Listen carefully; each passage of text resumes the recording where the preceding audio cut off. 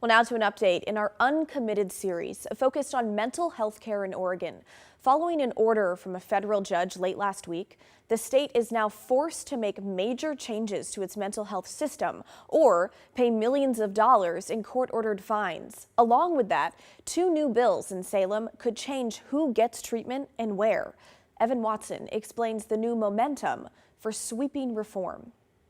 A federal judge says Oregon created a crisis by underinvesting in mental health. Now the state is in contempt of court.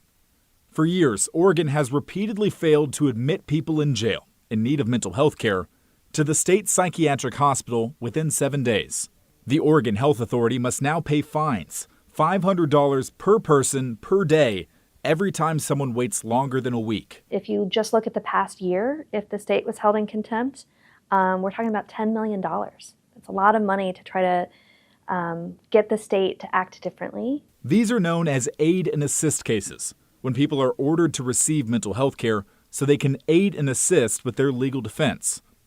Mental health leaders around the state believe sanctions will get Oregon to act, but there's a concern that OHA and lawmakers could miss the bigger point. The fear is that every dollar now that goes to fines and every dollar the state invests in mental health will go exclusively to serving people entangled in the criminal justice system, and nothing will go to keeping people away from that system. Chris Boneff is the executive director of NAMI Oregon.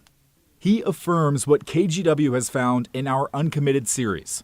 Oregon has effectively criminalized severe mental illness, forcing people to commit a crime to gain access to care. Right now, the advice we give on our resource helpline when a family calls and they have a loved one at very high acuity and they've cycled through things is you have 2 options. Watch your loved one further deteriorate or call the police and hope they get arrested. Judge Adrian Nelson came to the same conclusion, writing, "The state has failed to invest in community behavioral health systems such that for many individuals, the only opportunity to receive treatment is upon facing criminal charges." To change the system, Boneff is spearheading 2 bills, one lowering the state's criteria for civil commitment or forced mental health care, and one helping develop more licensed residential treatment options in the state.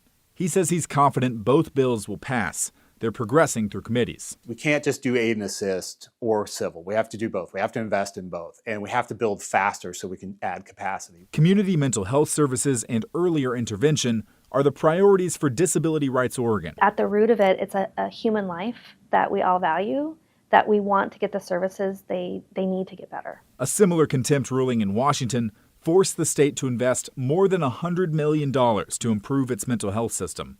Boneff says the time is now for Oregon to kickstart into action, with just weeks left in the legislative session and fines racking up each day. The pressure's on the governor, the pressure's on the legislators, the pressure's on budget writers. If they fall short, the state will suffer. Well, Evan Watson joins me now. Evan, let's focus on that civil commitment bill. If it ends up passing, what would it do? Yeah, essentially broaden definitions for civil commitment. For years in Oregon, as we've reported on this show many times, it's been nearly impossible for someone to qualify for civil commitment. Many families have shared those stories. The bar has just gotten too high in Oregon.